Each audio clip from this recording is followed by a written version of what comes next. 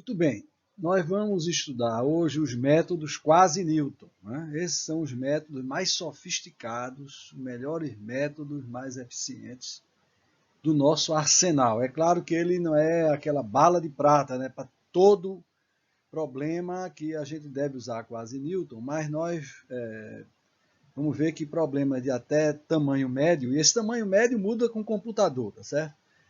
Para todo problema de tamanho médio, quasi-Newton é o melhor método, certo? Tamanhos muito grandes, aí a gente vai ver na próxima aula os métodos gradientes conjugados. Então, esses dois métodos, por que é que eles são tão bons? Porque eles geram direções conjugadas de busca. E nós já vimos na aula passada que direções conjugadas são mágicas, né? São mágicas. Então, esses dois métodos que nós vamos ver, esse e o da próxima aula, que é gradientes conjugados, geram direções conjugadas de busca. Então, vamos recordar algumas coisas sobre funções quadráticas. Aqui a função quadrática, é claro que eu tirei fora daqui o termo constante, que não me interessa, né? Então, derivando uma vez, dá isso aqui, duas vezes da matriz hessiana H para a função quadrática, né? Então, você vê, se eu perturbar x através de um vetor P, a perturbação correspondente no gradiente é Q. Quem é que liga Q a P? É a matriz hessiana. Então, Q é HP, né? E P é H-1Q. Por que essas equações são chamadas quasi-Newton? Porque essas equações, né, lhe dão de graça uma informação sobre a hessiana. Então, como eu vou ter que corrigir, a hessiana viu que esses métodos corrigem a matriz para convergir para a inversa ou para a própria hessiana, essa é uma informação preciosa e gratuita, né? Então, Q igual a HP e P igual a H-1 vezes Q. Método de Newton modificado, nós já vimos. Você gera uma direção de busca, né? Então, dk é um menos mk del fk. Esse menos é porque é o steepest descent, né? É o mk vezes o steepest descent. Dada a direção de busca, você vai fazer a busca linear. Então, isso aí é o método de Newton modificado. Agora, quem são essas matrizes mk? Então, qual é o nosso alvo? MK, na primeira iteração, matriz de identidade. Por quê? Maior declive. E eu sei que nas primeiras iterações, maior declive é imbatível. Longe da solução é imbatível. E depois disso, eu quero corrigir ou atualizar a MK de tal forma que ela convirja para a inversa da hessiana, mantendo simetria e positividade. Como é que eu consigo fazer isso? Bom, quem é a minha matéria-prima?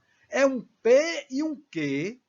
Né? O P, que é de xk para xk mais 1, e um Q, que é del f de k mais 1 menos del f de xk. Portanto, eu tenho um par, perturbação em x, perturbação no gradiente, que me diz alguma coisa sobre a hessiana. Eu vou usar isto para conseguir operar o milagre, né, de convergir para a inversa da hessiana. Bom, então, o primeiro algoritmo que nós vamos ver é devido a Davidon Fletcher Powell. Então, na realidade, Davidon foi o primeiro cara. Esse cara é um físico, né? E esse cara precisava resolver um problema de otimização para a tese de doutoramento dele e colocou lá no anexo um método que ele desenvolveu para resolver o problema. Esse é o método que nós vamos estudar agora.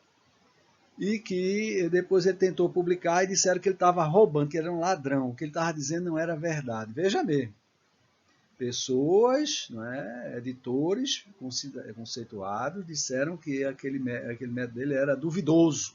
Né? E é claro, há alguns anos atrás foi feita uma homenagem a ele, teve uma revista toda em homenagem a Davidon, foi publicado o paper original e todas as outras pessoas que usaram a ideia dele. Mas vamos para frente. Então, a ideia desse algoritmo é usar o método de Newton modificado. É claro, D é menos dk del f de k. Esse D é de Davidon, tá? Muito bem. A matriz D, como a gente já viu na primeira iteração, é maior declive. Tá? Nas demais iterações, nós atualizamos, ou há quem chame corrigimos dk, somando correções, de modo que dk convirja para hk menos 1, a inversa da hessiana. Então, essa aqui é que é a ideia básica. Né? Era o nosso sonho de consumo. Né? dk, na primeira iteração é a matriz identidade, leia-se maior declive. Nas demais iterações, eu vou adicionar a essa matriz, a matriz anterior, correções, de tal forma que esse animal convirja para a inversa da hessiana, porém, mantendo simetria e positividade. Isso dá trabalho, né? Isso não é gratuito, né? Isso vai nos dar trabalho. Eu manter a positividade da matriz é importantíssimo para que as direções de busca, essa direção, sejam sempre de descida, né? E a simetria, porque a matriz hessiana é simétrica, né? Então, em vez de a gente falar muita coisa, vamos logo entrar no algoritmo DFP, né? Então, a inicialização, você escolhe uma tolerância, que é a tolerância na norma do gradiente, né? Eu vou considerar convergido, x1, d1. A matriz inversa, a aproximação da hessiana inversa na primeira iteração é identidade, j igual a 1. Então, parada, eu vou ver logo, comparar se o gradiente é menor do que a tolerância, ou a norma do gradiente. Se for, parou, e aí a gente imprime a nossa solução. Busca, eu vou fazer dj igual a menos d grande j, delfj. Isso aqui é, né, o método de Newton modificado, né? E aqui é a matriz quase Newton. Então, faço aqui a busca linear e tenho meu novo número, meu novo iterando. Então, veja, a atualização. O que é que eu uso? Qual é a minha matéria-prima para atualizar, corrigir a matriz hessiana? É o par PQ. Né? É um par de uma perturbação em X com a correspondente perturbação em Q? E no gradiente, que é Q. Né? Então, P é xj mais 1 menos xj, que é obviamente lambda j dj, e QJ é del F em J mais 1 menos del F em J. Então, agora eu tenho um par PQ. Esse par PQ, obtido gratuitamente, que eu sempre teria que fazer isso mesmo, vai me dar uma informação sobre a hessiana, que eu vou utilizar de forma judiciosa para fazer com que aquela matriz convirja para a inversa hessiana, mas convirja mantendo simetria e mantendo a positividade. Isso aqui é fácil de dizer e muito difícil de fazer, né? Então, vou fazer dj mais 1 igual a dj mais a correção, dfp, j igual a j mais 1 e volta aqui para trabalhar, né? Agora, que correção é essa? Essa é a correção dfp, tá? Usando aquele famoso par PQ. A primeira vez que eu olhei para essa equação, sabe aquela história de burro olhando para palácio? Você não entende coisa nenhuma. Que droga é isso aqui, menino? De onde veio essa coisa? E foi aí que os editores não aceitaram o paper do Davidson, né? Ele botou não sei como é que ele arranjou isso, mas ele já sacudiu lá. O cara olhou e falou, feito eu, o que é isso aqui? Vamos olhar com cuidado. Primeiro, os denominadores são números, tá? P transposto Q é um produto escalar. Q transposto dQ, isso aqui é uma forma quadrática, também é um número, tá? Então, são números, tá? O que é que tem no numerador? P vezes P transposto, isso aqui é uma matriz vetor coluna, vezes um vetor linha, isso dá uma matriz de posto 1.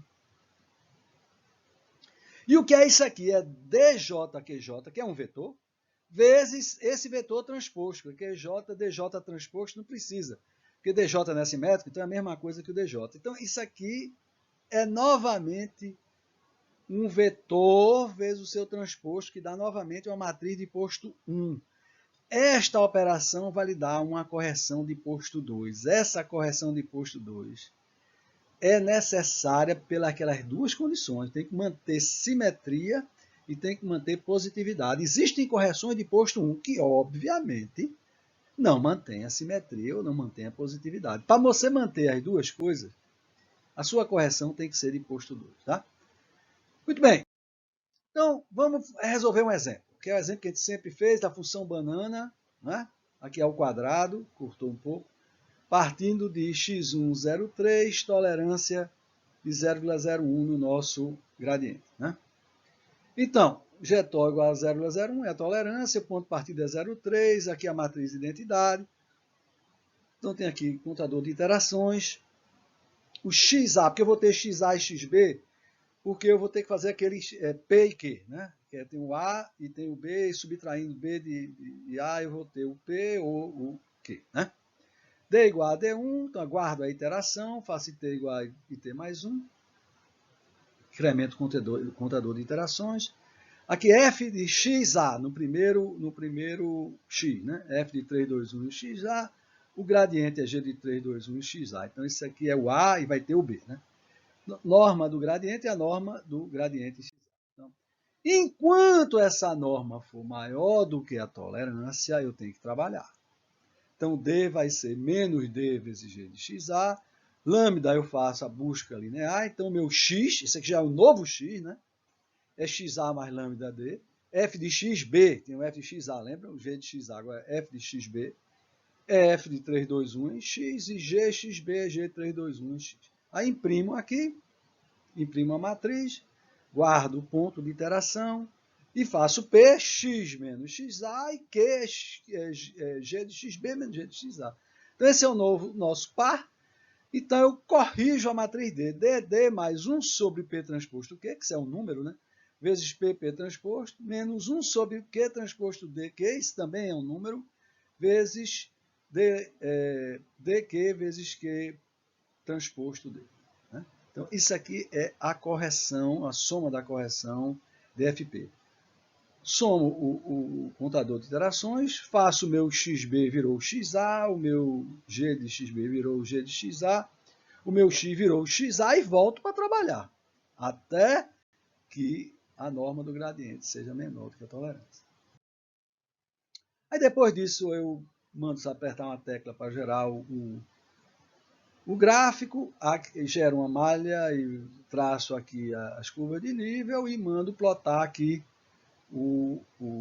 a histórico de iterações. Então, se você vê aqui, está muito pequenininho, mas você vê que em 8 iterações, esse não é, infelizmente, a última a solução, isso é no início, né, da 8ª iteração, tem uma coisa aqui que eu não saiu aqui, não imprimi aqui. E aqui você já viu que nesse ponto, que é 2, 0, 47 e 1, 0 alguma coisa, a solução é 2 e 1, né? A norma do gradiente, né, já era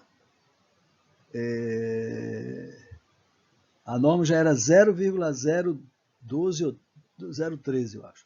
No outro número que eu não, no outro ponto, que é na saída da iteração 8, que eu não imprimi, já a norma é menor do que isso, né? A norma é menor do que 0. Então, se você olhar aqui, veja que grande diferença, né, do que eu tinha do maior declive, né, rapaz? Sai daqui, essa é exatamente a mesma iteração do maior declive. Vem para cá, pá, puf, cheguei aqui ontem, né? Diferença assim brutal, né? Diferença aqui dos steepest descent para o DFP é da água para o vinho, não é isso? Então, essa diferença no histórico de iterações ocorre porque DFP tem uma convergência superlinear, enquanto que o maior declive tem uma convergência apenas linear. Então, para entender melhor, por que tem, no fundo, né? O fundo, qual é o motivo dessa diferença, a gente vai elencar algumas propriedades, as principais, né, da função da correção DFP, e vamos sempre admitir aqui que a nossa... bom, essas primeiras não, vamos lá.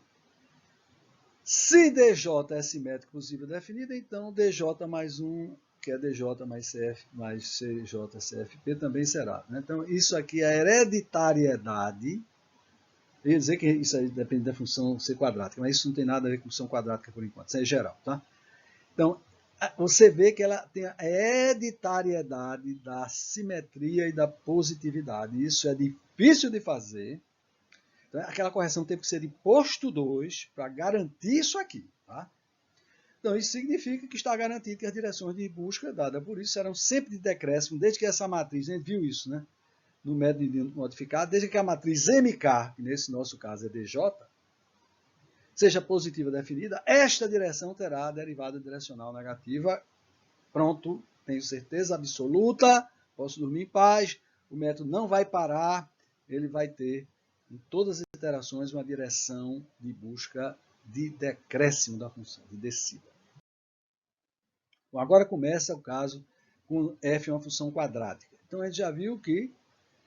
Por que eu uso função quadrática? Porque é o modelo mais simples que eu tenho, que ainda tem um ótimo, né? Que ainda tem um mínimo. E mais, toda a função continuamente diferenciável no seu ponto de solução pode ser aproximada bem por uma, na vizinhança, né? Por uma função quadrática com hessiana positiva definida. Muito bem. Então, se ela for uma matriz quadrada, uma função quadrática com H positiva definida, daqui para frente é isso que está valendo, tá?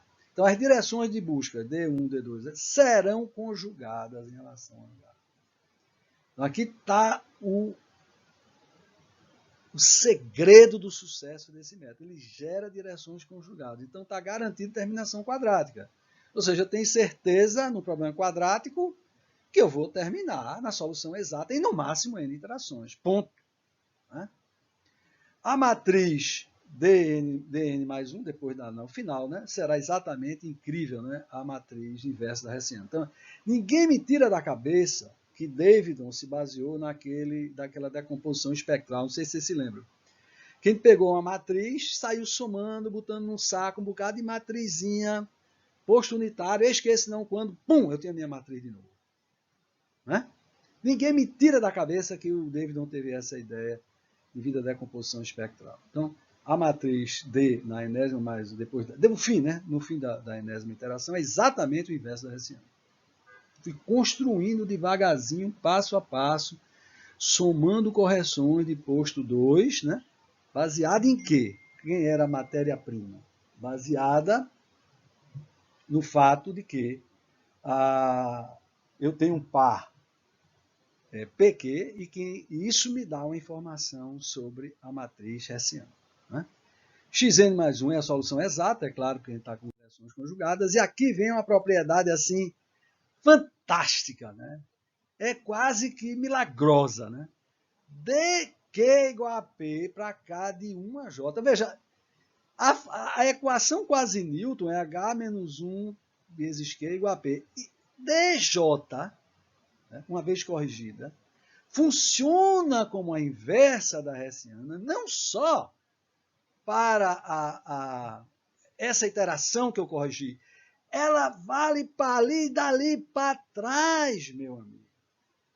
Né? Ela funciona realmente, né, como a inversa da hessiana. Então, essa é uma propriedade fantástica. Mostra que dj mais 1 funciona como se fosse a inversa da hessiana para as perturbações pj, dj, como para as perturbações anteriores, todas. Isso é incrível. PJ mais 1, QJ mais 1, essa já até P1, Q1. Então, realmente, eu faço com que essa correção faz com que essa matriz é uma coisa incrível. Você só acredita porque você faz, não é difícil demonstrar. Mas é impressionante, né? Então, essa última observação foi, eu acho, nós achamos, que foi o que Davidson usou para gerar a correção. Então, na Jésima iteração, eu tenho o DJ, que era anterior, que já resolvia de J-1 para trás. Agora eu tenho um par de perturbações PJ em X e QJ no gradiente, né? Que eu obtenho de graça. Não é isso? Então, DJ já satisfaz, né? Nós já vimos, para todas as iterações anteriores. Então, qual é o meu problema agora? Problema a resolver. Queremos achar a correção CJ tal que D convija para a inversa da hessiana, DJ mais 1 igual a DJ mais CJ. Tal que opere esse milagre, né? Ele funcione como a inversa da hessiana. Ou seja, DQ seja P para todo mundo, não só no J atual. J mais 1, J menos 2, essa coisa, 1. Então, para que CJ opere esse milagre, ele tem que satisfazer duas importantes condições. A primeira é a ortogonalidade. Então, CJ vezes QJ tem que ser 0 para cá de J menos 1 para 1, porque se assim não for, eu sujo o que já estava lá em D. Ele não pode sujar o que está em D. Então, essa condição tem que ser satisfeita pela correção. Então, isso é necessário para que não suje as informações já contidas em DJ. E, finalmente, a condição quase Newton, que DJ mais CJ, QJ é PJ. Então, daqui eu tiro que CJ, QJ é PJ menos DJ, QJ. Né? Então, dessas duas coisas, não sei como, nem os caras que analisaram o paper dele na hora sabem como, mostrou que esta correção satisfaz ambas as condições. Então, como eu digo, a primeira vez que eu olhei para isso aqui, você sabe o que é um burro olhando para um palácio, não entende nada. Não foi só eu não, viu? Não foi só eu não. Muita gente boa também olhou para isso aqui e ficou desconfiadíssimo, né, do que o cara dizia. Tanto que não publicaram o paper dele, né? Mas essa satisfaz ambas as... Bom, depois de morta a onça, qualquer idiota mete o dedo. A onça está morta, todo mundo mete o dedo na onça. Então, o que é que os pesquisadores não gostam? De matriz inversa. Ninguém gosta. Por quê? Mesmo que a matriz original seja esparsa, a inversa já não é mais esparsa. Ela enche tudo, é densa. Já começa ruim. Já começa muito ruim. Mas é pior do que isso. O número de condições da matriz inversa é muitas vezes maior que a da matriz original. Ou seja, você está pedindo para se lascar. Né? Com a matriz mal condicionada, se você não tiver cuidado, tudo que você vai obter ali é lixo. Então as coisas perdem a estabilidade. E nós, otimizadores, somos medrosos. A gente paga qualquer preço para garantir a estabilidade. Então, os pesquisadores, usando as ideias de Davidson, nunca esqueceram, nunca deixaram de dizer isso, geraram um novo método que, em vez de eu convergir para a inversa da hessiana, eu converjo para a própria hessiana. Né? Não vamos perder as propriedades da hessiana, que são matrizes esparsas, né? E uma condição infinitamente melhor do que a inversa.